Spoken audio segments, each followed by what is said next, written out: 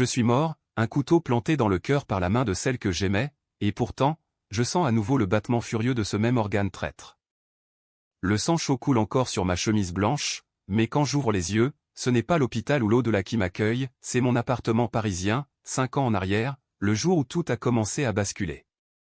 Et là, dans le miroir brisé de ma salle de bain, je vois mon reflet jeune, intact, prêt à être trahi à nouveau et je jure sur mes os encore tièdes que cette fois, ce sera eux qui saigneront. Paris, cette ville des lumières éternelles, mais aussi des ombres qui s'allongent comme des lames affûtées sous la pluie incessante d'automne. C'était le 15 octobre 2020, ou du moins, c'est ce que mon calendrier me hurlait ce matin-là, quand je me suis réveillé en sursaut, le corps secoué par un écho de douleur fantôme. Mon cœur cognait comme un marteau-piqueur contre mes côtes, et pour un instant, j'ai cru que le sang me noyait encore la gorge.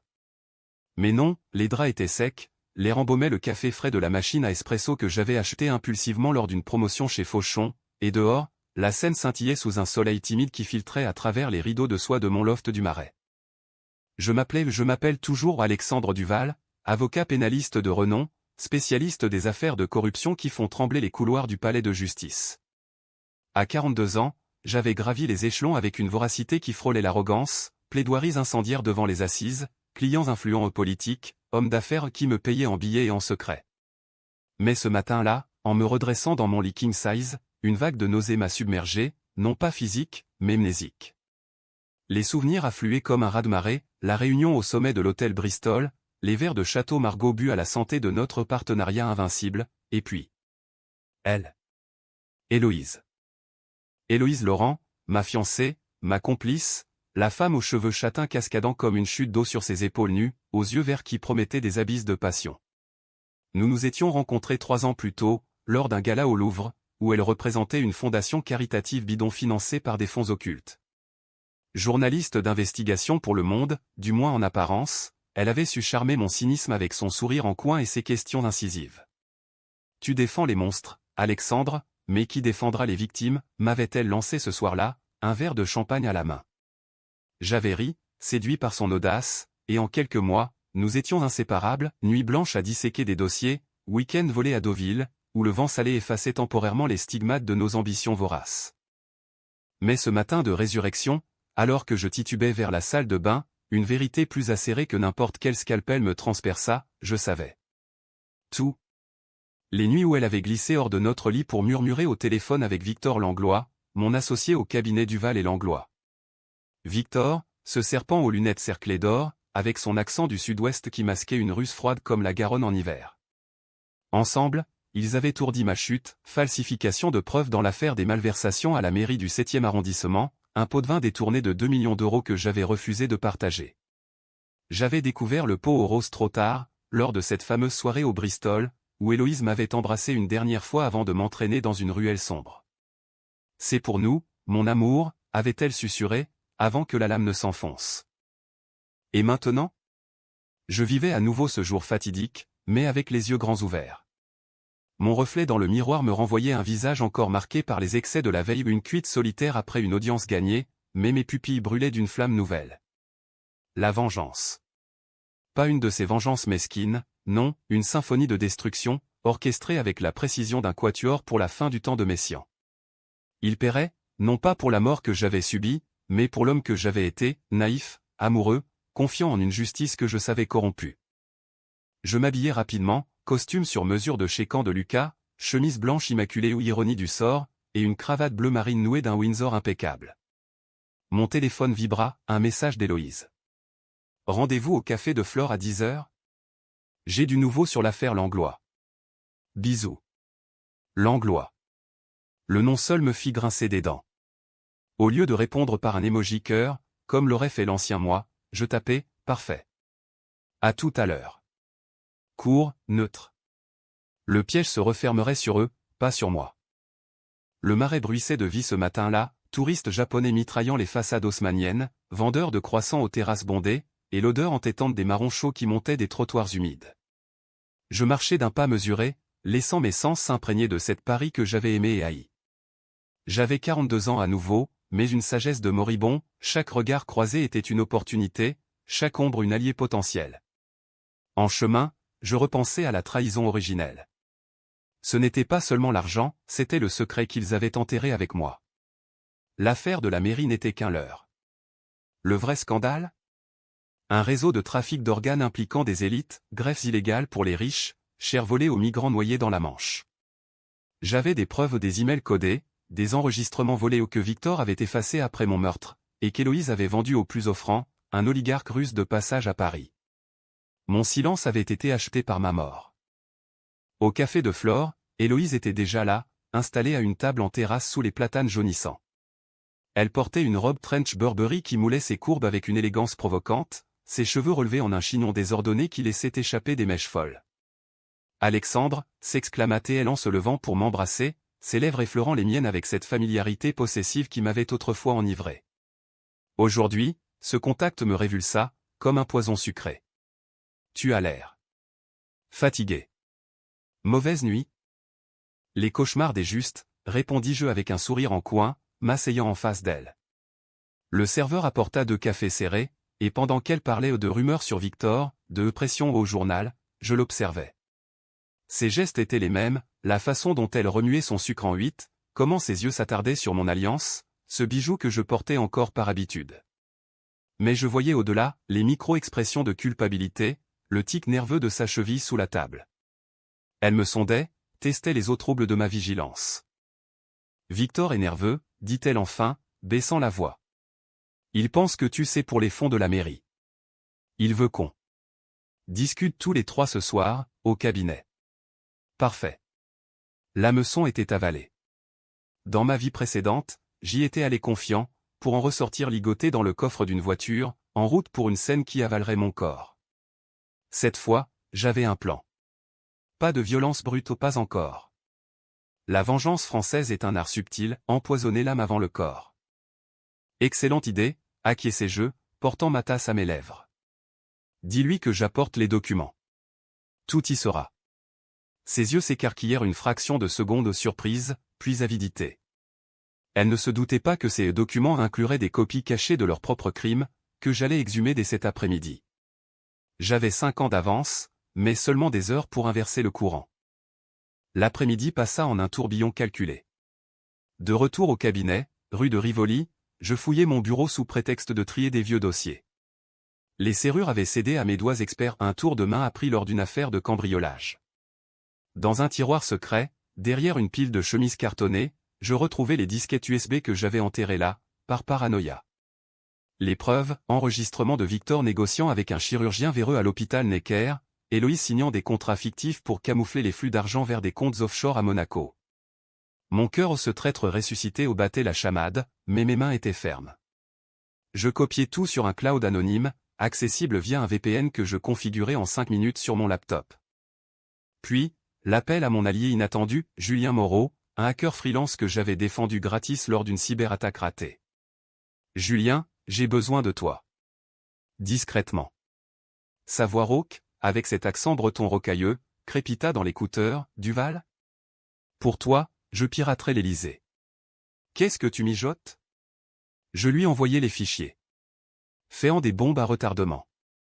Des leaks progressifs sur le dark web, pointant vers Victor et Héloïse. Mais attends mon signal. Il rit, un gloussement sinistre. Vengeance? Classique. Compte sur moi. Le soir tombait sur Paris comme un linceul de velours noir, les lumières de la tour Eiffel perçant l'obscurité comme des éclats de diamants. J'arrivai au cabinet en avance, une bouteille de cognac Hennessy XO sous le bras, un cadeau empoisonné, littéralement. J'y avais versé une dose infime de thallium, ce poison lent des romans d'Agatha Christie, inodore, indétectable au test standard. Pas assez pour tuer, juste pour semer le doute, la paranoïa. Victor fut le premier à arriver, son costume gris perle impeccable, mais son front luisant de sueur. Alex, mon vieux. Content que tu sois là. On va régler ça en homme. Homme d'honneur, ironisai-je, lui serrant la main avec une poigne qui masqua mon dégoût. Héloïse arriva 5 minutes plus tard, parfumée à la tubéreuse, son regard glissant sur nous comme une caresse calculée. Nous nous installâmes dans la salle de conférence, verre rempli, l'air chargé d'une tension palpable, comme avant un orage sur la côte d'Azur. Les fonds de la mairie, commençai-je, posant mon dossier sur la table de mahogany. J'ai tout vérifié. Il y a un trop de 500 000 euros. Victor, c'est toi qui as touché?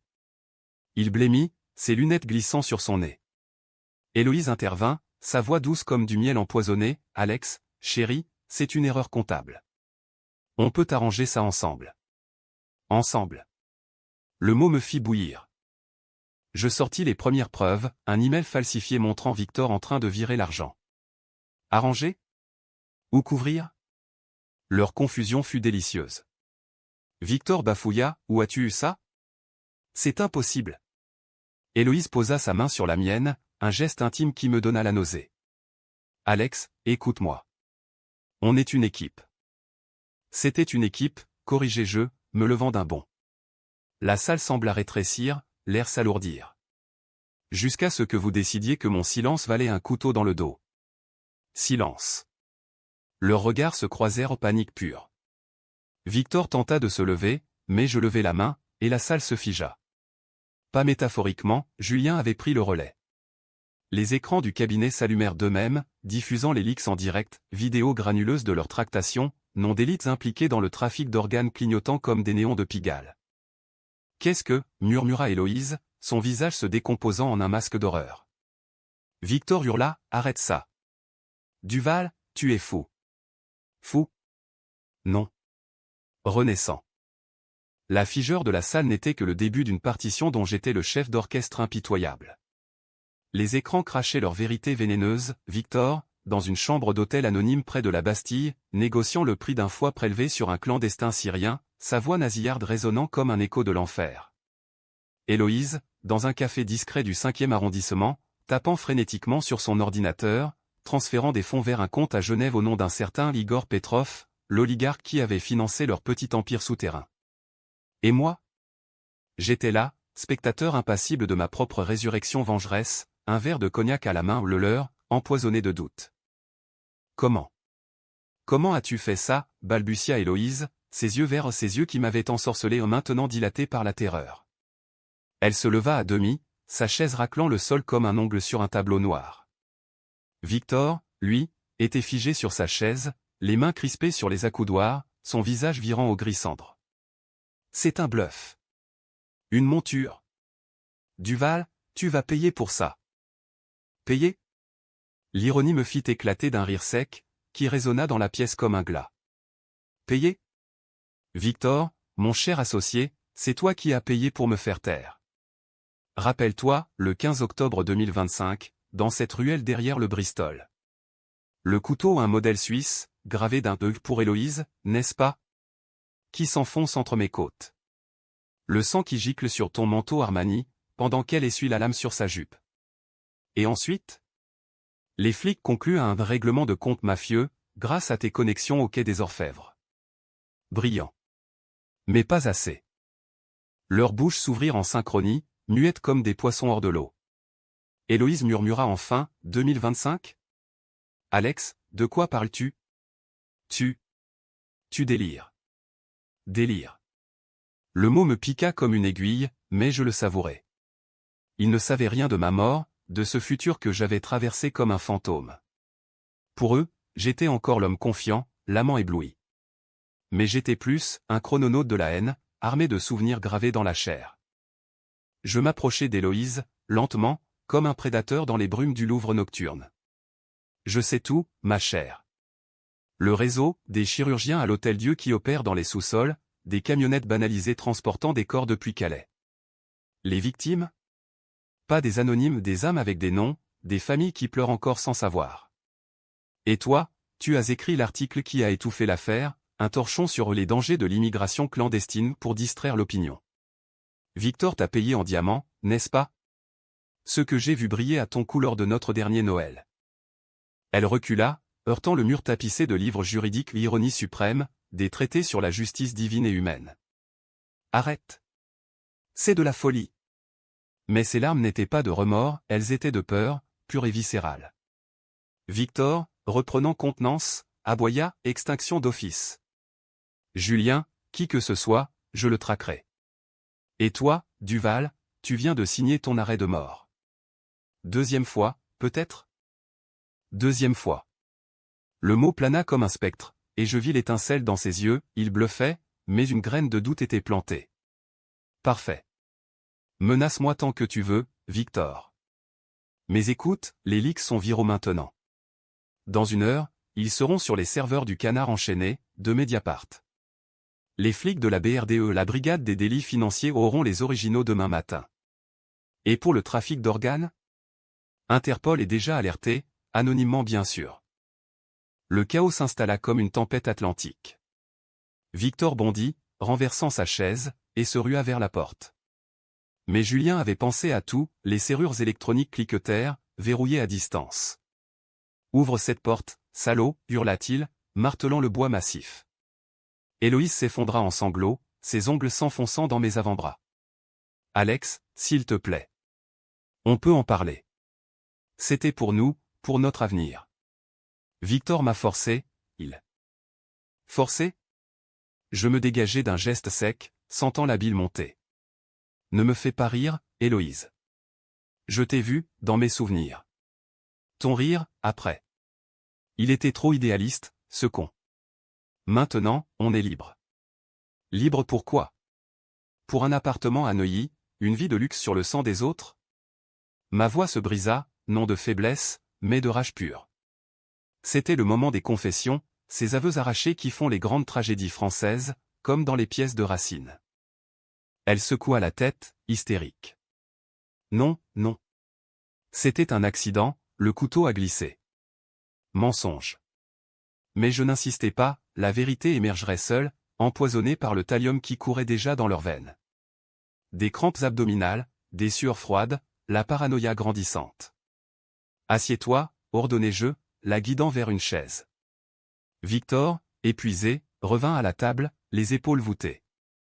Qu'est-ce que tu veux, Duval? L'argent? Les preuves? Tout? Justice, répondis-je simplement, m'asseyant en face d'eux comme un juge suprême. Mais pas la leur. La mienne. Les heures suivantes furent un balai macabre, je les forçai à signer des aveux détaillés, enregistrés par la caméra cachée de mon téléphone. Victor pleura, pour la première fois de sa vie d'escroc, évoquant une enfance misérable à Toulouse, un père alcoolique qui l'avait poussé vers les combines. Héloïse invoqua l'amour le nôtre, soi-disant en jurant qu'elle m'avait aimé vraiment, avant que l'ambition ne la corrompe. Des platitudes, mais elles me permirent de sonder leurs âmes, Victor, un opportuniste sans scrupules, Héloïse, une manipulatrice née, dont la trahison était plus profonde parce qu'elle avait été forgée dans l'intimité. À minuit, je déverrouillai la porte. Partez.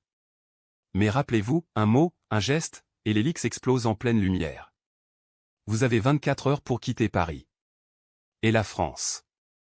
Ils s'enfuirent comme des ombres, Victor soutenant Héloïse qui titubait déjà sous l'effet du poison. Seul, je m'effondrais dans mon fauteuil, le poids de cette victoire amère me terrassant. Étais-je un justicier ou un monstre? La ligne était floue, comme les brumes de la Seine au petit jour.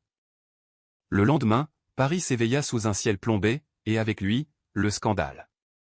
Les titres hurlaient, trafic d'organes au cœur de la capitale, un cabinet d'avocats impliqué.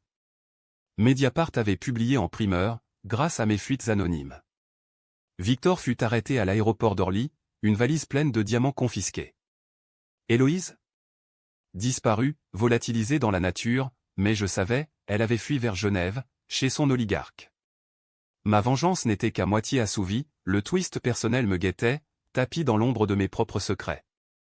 Car oui, j'avais péché. Dans ma vie antérieure, j'avais fermé les yeux sur les premiers signes du réseau, par ambition, par amour pour elle. Était-ce pour cela que le destin m'avait renvoyé? Pour me confronter à mon hypocrisie? Les nuits suivantes furent hantées, rêves de couteaux inversés, où c'était moi qui frappais. Et Julien m'appela, Duval, tes fichiers. Il y a ton nom dedans. Un email où tu valides un paiement. Tu es mouillé jusqu'au cou. Le doute s'insinua, corrosif comme l'acide. Étais-je victime ou complice? La vraie trahison était peut-être la mienne. Les jours suivants se muèrent en un kaléidoscope de paranoïa et de triomphe fugace, Paris se transformant en un labyrinthe de miroirs déformants où chaque reflet me renvoyait une version plus sombre de moi-même. Le cabinet Duval et Langlois fut perquisitionné dès l'aube du 16 octobre, des flics en civil aux ceux de la PJ, avec leurs airs de requins affamés au fouillant mes tiroirs comme si j'étais le principal suspect. Monsieur Duval, une petite conversation, m'avait lancé l'inspecteur Leclerc, un gaillard au menton bleui de barbe, les yeux plissés sous sa casquette. J'avais souri, serein en surface, et les avais guidés vers les preuves que j'avais laissées à leur intention, des disques durs effacés pour Victor, intacts pour moi. Je coopère pleinement, assurai-je, ma voix un modèle de fausse candeur. Mais intérieurement, le ver rongeait. Julien avait raison, mon nom figurait dans les emails, un bokeh laconique sur un virement suspect datant de 2 ans en arrière. Pas assez pour me couler, mais suffisant pour que les journalistes ces charognards du Monde et du Figaro commencent à gratter. Alexandre Duval, sauveur ou complice, titrait un article en ligne, accompagné d'une photo de moi lors d'une audience, l'air impitoyable. Héloïse, où qu'elle soit, devait jubiler, d'outre-tombe, elle me poignardait encore. Je décidai de contre-attaquer avec une audace qui frôlait l'inconscience. Rendez-vous avec le procureur de la République, une femme nommée Claire Beaumont, une puritaine aux cheveux grisonnants et au regard d'acier que j'avais croisé lors d'affaires passées. Son bureau au palais, avec ses murs lambrissés et son odeur de vieux parchemin, était le théâtre parfait pour une confession sélective. Madame le procureur, j'ai des informations cruciales sur le réseau. Elle haussa un sourcil, sceptique. Duval. L'avocat des diables. Pourquoi devrais-je vous croire? Parce que j'ai les preuves. Et un témoignage. Je lui tendis une clé USB ou une version édulcorée, où mon implication était reléguée à une erreur d'aveuglement, et je déballai l'histoire, Victor comme cerveau, Héloïse comme façade médiatique, moi comme dupe repentie. Beaumont m'écouta, impassible, mais je vis l'étincelle, ambition judiciaire, une promotion à portée de main. Vous avez enfreint la loi en retenant ça, Duval. Mais collaborons. Aidez-nous à coincer les gros poissons, et on efface l'ardoise. Marché conclu. Mais en sortant, une décision controversée me tarauda, trahir Julien? Il avait risqué sa peau pour moi, ce gamin de 25 ans au tatouage codé et au passé de fugueur. Non. Au lieu de ça, je l'invitai à un bistrot anonyme près de la Sorbonne, sous les néons clignotants du quartier latin. Julien, les flics arrivent. Tu dois disparaître. Il ricana, sirotant son pastis dilué. Et toi, Duval? Tu joues les héros maintenant? Héros? Non. Survivant. Nous trinquâmes, et je lui glissai une enveloppe, 50 000 €, fruit de mes honoraires gelés mais détournés. Va en Bretagne, chez ta mère. Et efface tout. Il partit, ombre dans la nuit pluvieuse, me laissant avec un poids supplémentaire sur la conscience. Étais-je en train de propager le mal, ou de le contenir? La traque d'Héloïse devint mon obsession. Interpol avait émis un mandat, mais elle était rusée, une anguille dans les eaux troubles de l'Europe. Mes contacts, un ex-flic corrompu reconverti en privé à Lyon, me murmurèrent « Genève. Elle est chez Petrov, dans une villa au bord du lac Léman. » Parfait. Un voyage express en TGV, direction la Suisse neutre, cette terre de banquiers et de secrets. J'arrivai sous une pluie fine, l'air alpin piquant mes poumons comme un rappel de pureté perdue. La villa de Petrov était un bastion, gris hérissé, gardes armés, et une vue imprenable sur les Alpes enneigées. Me faufiler fut un jeu d'enfant pour un homme ressuscité. Vêtu d'un manteau anonyme, je me fis passer pour un livreur de fromages affines ou une couverture absurde, mais efficace dans ce pays de gourmets. À l'intérieur, le luxe criait, marbres italiens, tableaux de maître volés, et au salon, Héloïse, levée dans un canapé de velours, un verre de chardonnay à la main. Petrov, un colosse barbu aux yeux froids comme la taïga, était à ses côtés, murmurant des promesses en russe guttural. Héloïse, appelai-je doucement, émergeant des ombres. Elle se figea, le verre glissant de ses doigts, se brisant en éclats cristallins sur le parquet. Alex. Impossible. Petrov se leva, main dans la poche revolver, sans doute, mais je levai la main, un geste, et vos comptes suisses sont gelés. J'ai un ami à la FINMA. Bluff? Partiellement. Julien avait laissé un verre final dans le système. Elle s'approcha, tremblante, son parfum tubéreuse me submergeant comme un raz-de-marée de souvenirs. Pourquoi es-tu venu? Pour me tuer? Ses yeux imploraient, mais je vis le calcul dessous. Non. Pour comprendre. Nous parlâmes des heures, Petrov exilé dans une autre pièce par peur de mes épreuves. Elle avoua tout, l'amour sincère au début, puis la tentation de Victor, les dettes du journal qui l'avait poussé dans l'abîme.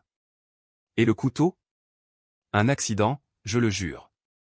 Il a insisté, il voulait te faire taire définitivement. Mensonge pieux. Mais dans ses larmes, je vis une faille, regret, peut-être. Une décision controversée. Germa l'a laissé partir? Non. Au lieu de ça, je lui tendis un choix, témoigner contre Petrov, en échange d'une peine réduite. Redeviens la journaliste que tu étais. Dévoile le réseau. Elle accepta, brisée, et appela les autorités suisses elles-mêmes. Petrov fut arrêté au lever du jour, hurlant des malédictions en slave tandis qu'Héloïse signait sa reddition. De retour à Paris, le triomphe fut doux amer. Les procès s'enchaînèrent, Victor écopa de 20 ans à Fleury-Mérogis, Héloïse de 10, en sursis conditionnel si elle coopérait. Moi? Absous, mais marqué. Les médias me portaient au nu, l'avocat repenti sauve Paris du scandale. Mais les nuits étaient un purgatoire. Rêve où je mourais encore, où le couteau était tenu par ma propre main. Et puis, le twist, une lettre anonyme glissa sous ma porte, cachée de la poste centrale. Tu crois que c'était fini? Regarde tes propres ombres, Duval. À l'intérieur, une photo, moi, lors d'une soirée au Bristol, signant un chèque pour un don au réseau. Quelqu'un d'autre savait. Un complice oublié? Ou pire, une partie de moi que j'avais réprimée? La vengeance n'était pas terminée. Elle se retournait contre son maître. La lettre anonyme atterrit dans ma vie comme un pavé dans la mare stagnante de la Seine, remuant des sédiments toxiques que j'avais cru enfouis à jamais. C'était une enveloppe Kraft ordinaire, sans adresse d'expéditeur, postée du 18e arrondissement à Montmartre, le quartier des artistes et des âmes perdues. La photo était floue, granuleuse comme un polaroid maudit, moi, penché sur une table basse en verre, un stylo main blank en main, signant un chèque à l'ordre d'une fondation fantôme, aide médicale humanitaire. À mes côtés, flouté mais reconnaissable, Victor, un sourire complice aux lèvres. La légende, tapée à la machine, le début de la fin. Qui paie pour tes péchés, ressuscité? Ressuscité. Le mot me glaça plus que la photo. Qui savait? Héloïse, en cellule provisoire à Fresnes, n'avait pas les moyens. Victor, bouillonnant de haine en préventive, peut-être, mais pas l'accès. Non, c'était plus profond, un serpent tapi dans les racines de mon passé. Je passais la nuit à fouiller mes archives mentales, ces recoins sombres où j'avais stocké les compromissions. Oui, j'avais su pour le trafic dès le début. Pas les détails gore, les organes arrachés dans des vents anonymes, mais les flux d'argent, des dons que je blanchissais via le cabinet, en échange de clients intouchables. Ambition, avais-je dit à Beaumont. Aveuglement. Mensonge. Le lendemain, je pris une décision qui me rongerait l'âme, plongée dans l'abîme. Rendez-vous avec un contact sulfureux, un certain Raoul, ancien indicateur de la DST reconverti en ligne privée, opérant depuis un bar-tabac crasseux près de Belleville. L'air y puait le tabac froid et les regrets, des vieux de la vieille jouant à la belote sous des néons jaunis. Duval, grogna Raoul en me serrant la main, sa paume calleuse comme du papier de verre. T'as l'air d'un fantôme. Qu'est-ce qui te ronge? Une photo. Et un fantôme du passé. Je la lui glissai. Ses yeux, chassieux sous des sourcils broussailleux, s'étrécirent. Ça date de 2019. La soirée humanitaire au Bristol. Il y avait du beau linge, Petrov, des politiques du Modem, et toi, au centre. Mais attends. Il fouilla dans son téléphone, un modèle craquelé. Le type qui a pris ça? Un photographe freelance, Marc Lefebvre. Disparu depuis 2 ans. Suicide officiel, sautoir du pont des Arts. Mais les rumeurs disent, poussé. Poussé. Par qui? Victor? Héloïse? Ou moi, dans une ivresse oubliée? Les doutes s'en mêlaient comme les câbles du métro parisien. Raoul promit de creuser, 2000 €, et j'ai ton dossier d'ici 3 jours. J'acceptai, mais en sortant, une nausée familière me saisit. Étais-je en train de devenir manipulateur, traqueur ou l'avais-je toujours été? Les jours suivants furent un tourbillon judiciaire. L'affaire explosa en pleine lumière, audience publique au tribunal de Paris, flash des photographes comme des éclairs de jugement dernier. Victor, menotté, hurla depuis le box des accusés, c'est Duval le cerveau. Il m'a forcé. Mensonge et honté, mais semence de discorde. Héloïse, en tailleur pantalon gris, les cheveux tirés en queue de cheval sévère, témoigna contre lui, sa voix chevrotante trahissant une peur viscérale. Alexandre. Il n'était pas au courant. C'est Victor qui. Je la fixais depuis le banc des témoins, nos regards se croisant comme des lames. Pardon? N. Les jurés, ces bourgeois du 16e aux airs compassés, hochèrent la tête, absorbant le spectacle. Mais le vrai drame se jouait en coulisses. Beaumont m'appela un soir, sa voix tendue comme un câble d'acier. Duval, on a un problème. Un témoin anonyme allègue que vous avez touché au fond. Rendez-vous demain, 8 heures. Problème. Le mot résonna comme un verdict. Je passai la nuit à préparer ma défense, aveu partiel, chantage inversé. Si je tombais, je les entraînais tous. Raoul livra le dossier à l'aube, dans un café déserte des Halles. Lefebvre n'est pas mort. Il s'est planqué à Lisbonne, sous un faux nom. Et il a des vidéos. Pas que de toi ou de tout le réseau. Il veut 100 000 pour se taire. Vidéo. Le cœur de la tempête. Je payais, mais pas pour le silence, pour les obtenir. Direction Portugal, un vol le coste sous un nom d'emprunt, atterrissant sous un soleil ibérique qui moquait ma tourmente intérieure. Lisbonne était un mirage de faïence azuléjo et de fado lancinant, mais Lefebvre vivait dans une mansarde crasseuse de l'Alfama, entourée de pellicules jaunies et de bouteilles vides. Duval, crachatait-il en m'ouvrant, un homme voûté d'une 50aine d'années, cicatrice barrant sa joue gauche. T'es venu pour tuer le messager? Ses yeux, injectés de sang, brillaient d'une folie vengeresse miroir de la mienne. Non. Pour acheter la vérité. Nous négociâmes dans la pénombre, l'air lourd d'odeur d'iode et de vin de Porto. Il avait été embauché par Petrov pour documenter les soirées, mais avait gardé des copies. J'ai vu trop. Les corps, les enchères. Et toi, Duval, t'as ri ce soir-là. T'as dit, c'est le prix de la grandeur. Point. Le coup porta, plus dur que le couteau d'Héloïse. J'avais ri? Oublié dans l'euphorie de l'ivresse? Je repartis avec les vidéos, un poison numérique. De retour à Paris, la confrontation culmina, j'envoyai les rushs à Beaumont, anonymement, prouvant l'innocence relative de Victor dans les pires actes. Non, c'était moi, le signataire fantôme. Twist cruel, la trahison originelle était une boucle, mon propre péché nourrissant le leur. Lors de l'audience finale, je montai à la barre, non comme témoin, mais comme accusé surprise. J'avoue, déclarai-je, la salle figée dans un silence de cathédrale.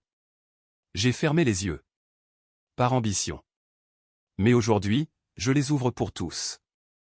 Le scandale enfla, Duval se retourne contre lui-même. Les jurés, émus par ce théâtre existentiel, me condamnèrent à 5 ans avec sursis. Victor, libéré partiellement, Héloïse, en liberté conditionnelle. Décision controversée, j'avais saboté ma vengeance pour une rédemption illusoire? Mais la nuit, seul dans mon loft vidé, je sus, le vrai ennemi était en moi. Et la lettre anonyme? Signée, finalement, de la part de l'homme que tu as tué en premier. La sentence tomba comme une guillotine invisible, tranchant net les illusions que j'avais tissées autour de ma résurrection. 5 ans avec sursis, pas de Barceau, mais une chaîne invisible, celle du regard public, ces yeux de Paris qui disséquaient chaque pas, chaque souffle. Le Marais, autrefois mon royaume, devint un purgatoire de chuchotements. Voilà Duval, le repenti. Ou le renard qui a faim la mort. Je vendis le loft, troquant le luxe haussmannien contre un appartement modeste à Bastille, près des barricades fantômes de 1789. Ironie historique, car ma propre révolution intérieure bouillonnait encore. Héloïse fut la première à réapparaître, un mois après le verdict, sous une pluie battante qui transformait les pavés en miroirs noirs. Elle frappa à ma porte, trempée, un manteau usé remplaçant ses fourrures passées. Alex. Je dois te voir. Sa voix, brisée comme du cristal piétiné, me fit hésiter. Mais j'ouvris, curieux de ce qu'un fantôme pouvait encore offrir. Elle entra, goûtant sur le parquet, et s'effondra sur le canapé défoncé. Ils m'ont tout pris. Le journal m'a viré, Petrov m'a lâché. Et toi? Pourquoi as-tu avoué? Pour vivre, répondis-je, lui tendant une serviette sans chaleur. Pas survivre, mais vivre sans le poids. Mensonge partiel. La vérité? Une lassitude cosmique, le fardeau d'une vie doublée me rattrapant. Nous parlâmes des heures, un dialogue de damnés, elle évoqua les regrets, les nuits hantées par mon fantôme, moi, les souvenirs de Salam, mais tempérés par une pitié inattendue. Décision controversée, je l'invitais à rester, non par amour, mais par un calcul pervers la garder prêt pour sonder les abysses. Victor surgit 2 semaines plus tard, libéré sous caution, un squelette ambulant aux yeux caves. Il força l'entrée un soir, un pistolet tremblant à la main à un Beretta volé, sans doute. Tu m'as ruiné, Duval. Ma femme, mes gosses. Parti. Héloïse hurla, se blottissant contre moi, instinctivement, je levai la main, et la salle se figea à nouveau non par magie, mais par la porte ouverte sur le palier, où Raoul et 2 flics attendaient, type informé. Victor lâcha l'arme, s'effondrant en larmes. Pourquoi? Parce que la vengeance n'est pas une boucle fermée, murmurai-je, tandis qu'on l'embarquait. C'est un miroir. Et le tien te renvoie mon visage. Il partit, menottes cliquetant, et avec lui, le dernier fil du réseau se noua. Le twist final vint de Lefebvre, ce photographe ombreux. Il débarqua à Paris, traqué par Interpol pour ses propres complicités, et me contacta via un burner phone. Duval, on doit parler. À Montmartre, au Sacré-Cœur. La nuit était claire, lune pleine illuminant la basilique comme un œil accusateur. Il était là, silhouette voûtée contre la rambarde, cigarette au bec. La lettre? C'était moi. Pas pour te menacer ou pour te réveiller. Tu n'es pas ressuscité par hasard. C'est moi qui t'ai poussé du pont, en 2025. Pas la mort physique que l'autre. J'étais ton ange gardien tordu, un hacker qui a trafiqué tes souvenirs via un implant expérimental. Trincine? Une illusion, pour te forcer à affronter tes démons. Illusion. Le mot explosa en moi comme une grenade. Pas de mort réelle, pas de couteau ou une simulation, un trip neural pour me confronter à mes crimes. Lefebvre, cet inconnu, était un ancien client que j'avais abandonné lors d'une affaire de cyberjustice, rongé par la vengeance. Tu m'as laissé pourrir en tôle. J'ai juré de te hanter. Il rit, amer, et alluma une dernière clope. Maintenant, on est quitte. Il sauta, ou feignit-le, le corps ne fut jamais retrouvé. Moi? Libéré, ou piégé dans une réalité plus cruelle. Héloïse partit, emportant un baiser d'adieu teinté de pardon mutuel. Victor pourrit en cellule, brisé. Et moi, Alexandre Duval, je repris le barreau, défendant non plus les monstres, mais les victimes. La vengeance? Un cycle brisé, non par la mort, mais par l'aveu. Paris, éternel, m'accueillit à nouveau sous ses lumières. J'ai levé la main et la salle ne s'est plus figée. Elle a applaudi.